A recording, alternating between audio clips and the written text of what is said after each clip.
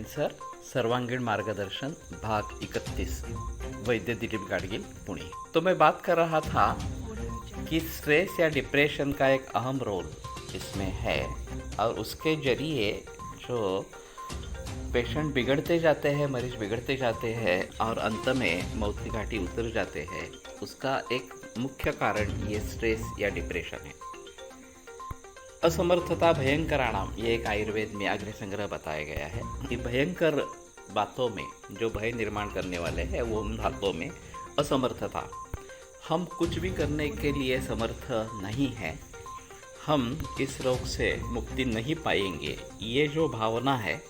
सभी डॉक्टर्स बोल देते हैं आप कुछ पॉसिबल नहीं है और बस मृत्यु ही आपके लिए रिलीफ दे सकती है, इस प्रकार से तो वो डिप्रेशन में चला जाता है और इस प्रकार से डिप्रेशन में चले जाने के कारण मौत आ जाती है। तो इससे हम कैसे निपटाएंगे, ये एक अहम चीज़ है, इसलिए हमने काउंसलर का रोल इसमें रखा है।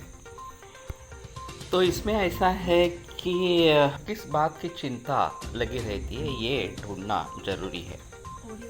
मुख्य चिंता तो खुद की होती है रुग्ण को कि अब मेरा क्या होगा और इतनी जल्दी अगर मेरी मौत हो जाएगी तो मेरे जो सपने अधूरे इस प्रकार के रहे हैं वो मैं पूरा नहीं कर पाऊंगा। और फिर घर वाले जो है मेरे परिवार के सदस्य हैं, तो उनके बारे में हम कैसे सोचेंगे, उनका किस प्रकार का हाल होगा और उससे मैं कैसे संभल सकूं। तो एक रुग्ण के हैसियत से ये अहम चीज़ है कि खुद का क्या होगा और अपने परिवार के सदस्यों का क्या हाल होगा। और अगर वही खुद कमाने वाला व्यक्ति है तो ये परिस्थिति और भी गंभीर हो जाती है। अगर परिवार के सदस्य है जो अलग है, कमाने वाले नहीं है, तो कम से कम आमदनी कम न हो इतना तो हो सकता है। लेकिन अगर जो व्यक्ति कमा रहा है वही अगर कैंसर से ग्रस्त हो जाए तो पैसा कमाने की भी दिक्कत आ जाती है। तो मैंने मेरे अंग्रेज़ी और मराठी दोनों किताबों में इसके बारे में जिक्र किया, एक अलग प्रकरण लिखा है। उसमें दो तरीके से विचार किया गया है। एक रुग्ण की हैसियत से वो स्ट्रेस और डिप्रेशन को कैसे उसके ऊपर काबू पाए और उनके जो निजी रिश्तेदार है, नज़दीकी रिश्तेदार है, वो इस परिस्थिति में किस प्रकार से विचार करें। तो सबसे अहम मुद्दा ये रहता है कि क्या मैं ठीक हो सकता हूँ या नहीं हूँ। इस प्रकार का विचार करने के बजाय अगर रुग्ण व्यक्ति ऐसे सोचने लगे है कि मैं कैसे ठीक हूँ या नहीं हूँ, इस प्रकार का विचार करना ही नहीं है। मैं किस प्रकार से ठीक हो सकता हूँ, यही अगर विचार मेरे मन में आए तो मेरे कदम उस दिशा में होंगे और फिर कुछ ना कुछ उपाय सामने आ जाएगा।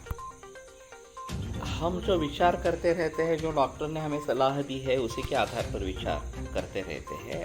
उसके परे और भी कुछ लोग होते हैं जिन्होंने इसके ऊपर विजय पा लिया है, तो उनसे या उनके निजी रिश्तेदारों से अगर हमारी बातचीत होती है तो उन्होंने क्या किया था ये सामने आता है।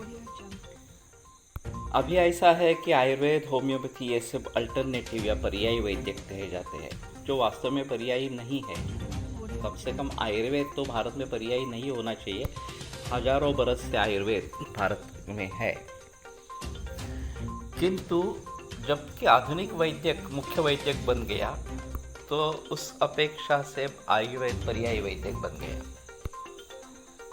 तो हमें ये नहीं सोचना है कि अगर हम आयुर्वेद में चले जाएंगे तो कम दर्जे वाली चिकित्सा ले लेंगे, क्योंकि एलोपैथी में कुछ पॉसिबल नहीं है इसलिए आयुर्वेद में जा रहे हैं, ये बिल्कुल सोचना नहीं है।